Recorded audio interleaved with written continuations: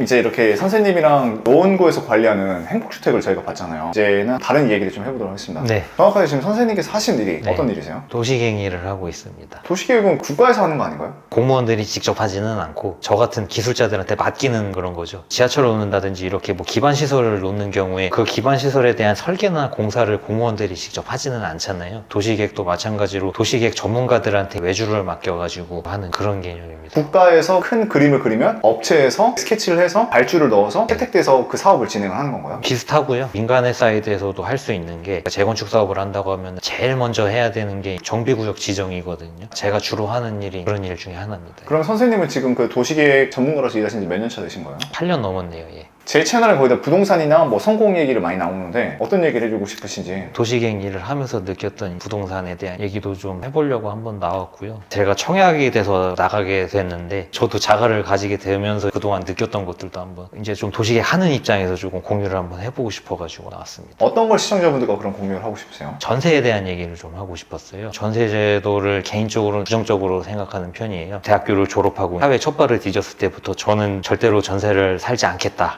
20대 때 그런 생각을 하신 네, 거예요? 그런 생각을 했었고 월세부터 해가지고 차근차근 조금씩 돈 모아가지고 종잣돈 해가지고 청약 당첨되면 어차피 대출 다 나오니까 내 집 해가지고 나는 무조건 월세에서 바로 내 집으로 갈 거다. 좀 이런 목표가 있었고 실제로 이루게 됐네요. 예, 아니, 운이 근데 좋아가지고 예. 청약 당첨되시면 다시 한번 축하드리고요. 예, 감사합니다. 여기서 짚고 넘어가야 될 게 전세 제도를 다 이용을 하거든요. 가장 큰 이유 중에 하나가 월세는 비싸다. 돈을 땅에 버리는 거다. 전세 들어가서 돈 아껴서 돈 모아라. 근데 왜 그게 전세를 주는 임대인의 입장에서 한번 생각을 해봐야 돼요. 이게 임대인은 사실 투자를 하는 거거든요. 투자금을 제공을 하겠는 거잖아요. 제가장 대표적인 갭투자죠. 그렇게 갭투자를 했을 때 내 전세금이 과연 보존이 되는가? 물론 이제 전세보증이 있죠. 나라에서 전세보증보험이 있다는 그 사실만으로도 임대인이 원금 보장을 해주는 구조가 아니라는 거잖아요. 그렇죠. 그렇기 때문에 국가에서 보증을 해주는 거잖아요. 그렇죠. 사실 제가 초년생 때는 전세보증보험이라는 게 그렇게 활성화가 돼 있지가 않아가지고 그거를 몰랐던 것도 있기는 한데 지금도 사실 생각은 동일해요. 이제 원금 보장이 안 되는 임대인한테 투자금을 제공하는 거라고 봤을 때 투자 수익 제공하고 그 대가로 이제 거주를 제공받는 거면은 합리적인 것 같은데 내가 내 돈을 끌어와가지고 투자금을 제공을 한다? 이건 조금 아닌 것 같다는 생각이 들었고 그러면은 월세랑 비교했을 때 과연 월세가 진짜로 버리는 돈이냐 버팀목 전세자금 대출이라든지 이런 건 이제 저금리로 대출을 할 수 있지만 일반인들이 받는 대출로 봤을 때 전월세 전환율이 기준금리 플러스 2%거든요. 내가 만약에 1억짜리 전세를 산다고 했을 때 그 1억 원을 맡겨가지고 예금이자를 받는 거하고 내가 월세 내는 거하고 그렇게 차이가 크지가 않다는 거죠. 근데 이제 사람들의 인식이 박혀 있다 보니까 월세는 돈 버리는 거라는 인식이 너무 당연하게 잡혀 있는 거고 전세가 이제 너무나도 당연한 투자 상품으로 잡히면서 남의 돈 끌어가지고 투자 이익을 극대화하는 레버리지 때문에 부동산 시장이 굉장히 요동을 쳤죠. 3, 4년 동안. 충분히 저는 공감이 됩니다. 네. 그러면서도 궁금한 건 대한민국에만 있는 임대차 제도거든요. 이 전세 제도로 인해서 대한민국이 엄청난 경제 발전을 이뤘단 말이에요. 주거의 안정성을 보장받기 때문에. 네. 이 전세 제도가 만약에 사라져버리게 됐을 경우에는 지금 전세로 살고 있는 세입자들 주거 안정성이 되게 문제가 된다고 저는 생각을 하는데 저는 사라져야 된다는 주장을 하려는 건 사실 아니고 지금 이 동영상을 시청하고 계신 분들은 조금 전세제도를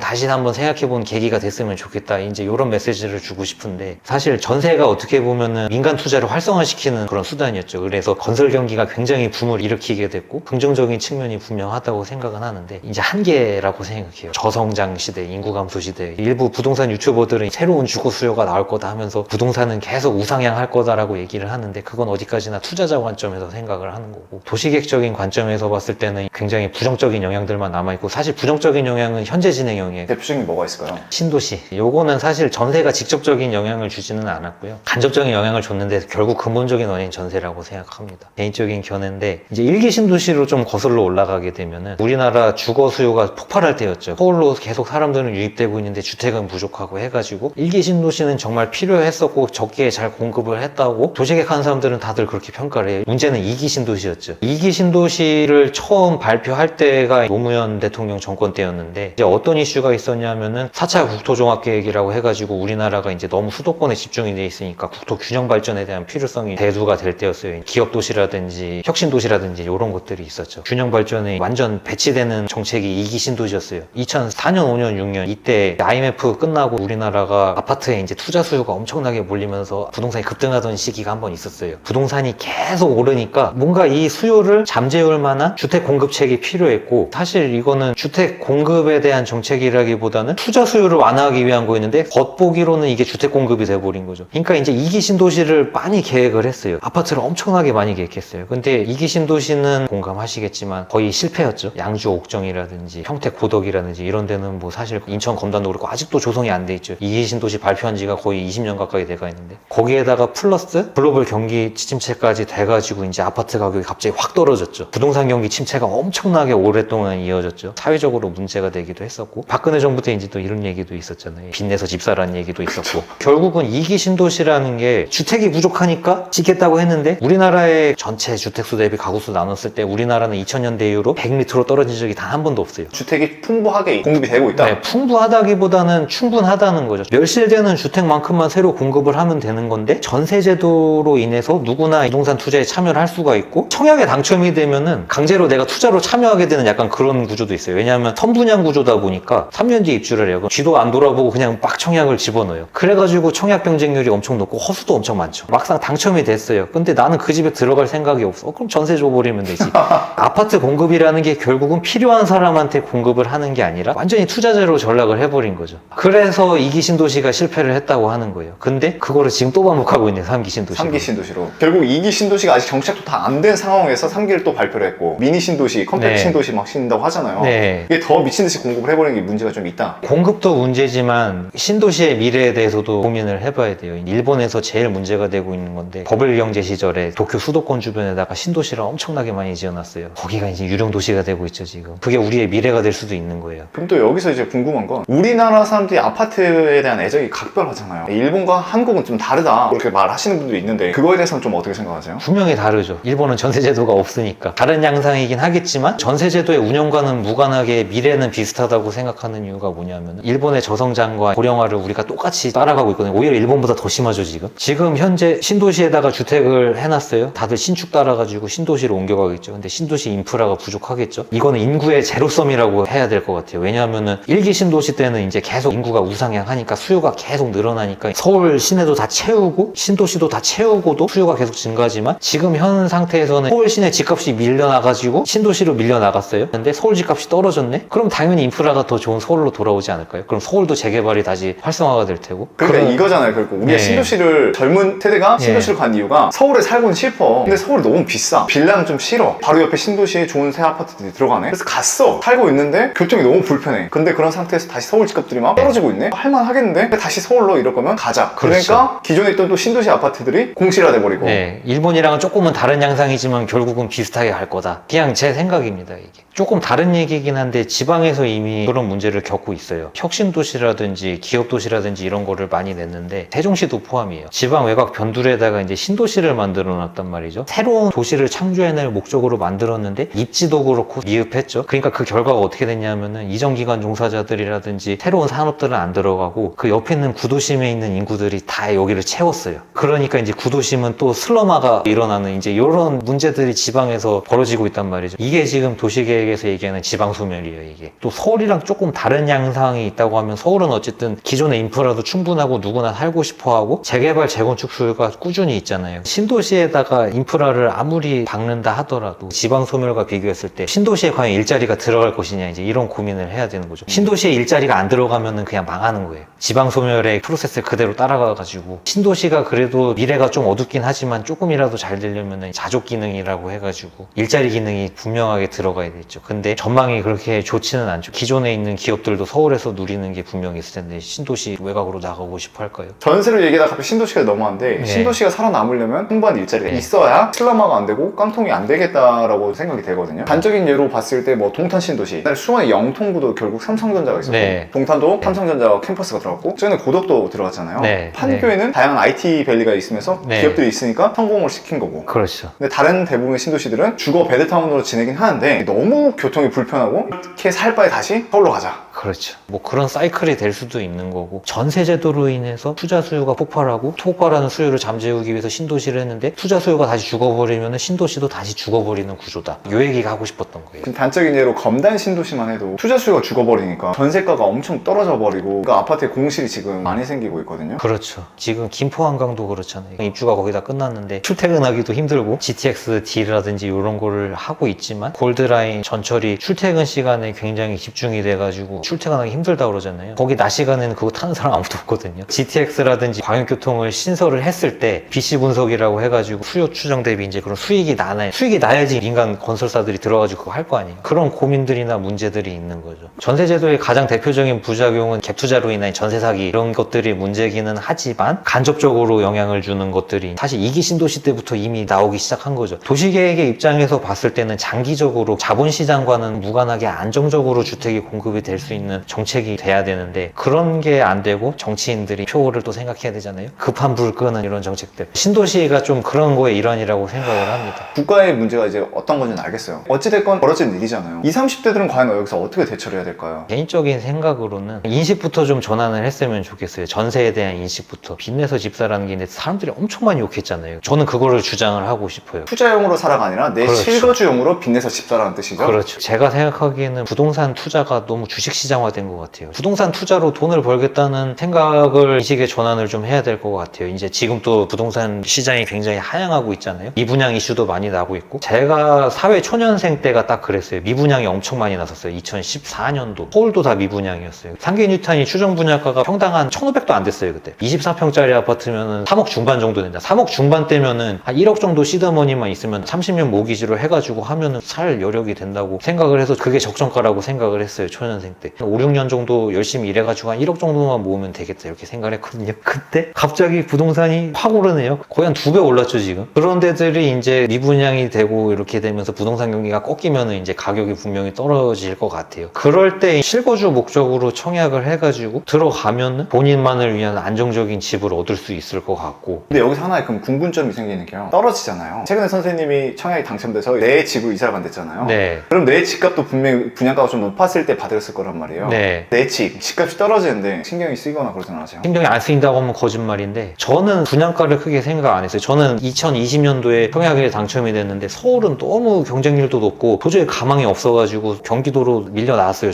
저는 계속 실거주로 살긴 하겠지만 누군가에게는 집값이 떨어지면 빨리 팔고 딴 데로 또 떠나야 되는 거 아니야 이제 이런 생각을 자꾸 하게 되고 이제 그런 문제점이 있다는 거죠. 궁금한 게 있는 게요. 네. 선생님은 아까 내 집 마련은 하나 정도는 해야 된다 생각을 했잖아요. 이렇게 어차피 집값이 떨어질 거면 내 집을 살 바에 차라리 그냥 월세로 사는 게 더 낫지 않을까요? 처음에 말씀드릴 때 월세로 나가는 이자 비용은 정당하다는 취지로 말씀을 드리긴 했는데 그 이자라는 게 사실은 목돈을 들고 있으면 나가지 않을 돈인 거잖아요. 그렇죠? 월세로 계속 살게 되면 목돈을 쌓는데 조금 지장이 있기도 하고 내 투자 수익이나 이런 게 좀 제한이 있을 수도 있기는 한데 계속 집값이 우하향할 거라는 보장도 사실은 없는 거고 불확실한 주거잖아요. 넓은 집 같은 경우는 월세 비용도 200, 300도 이렇게 나갈 수도 있는 건데 가정을 꾸린 입장에서는 조금 부담될 수도 있겠죠. 주거 안정이 제일 큰 목적인 거죠. 월세는 주거 안정이 없다는 문제가 있는 거고.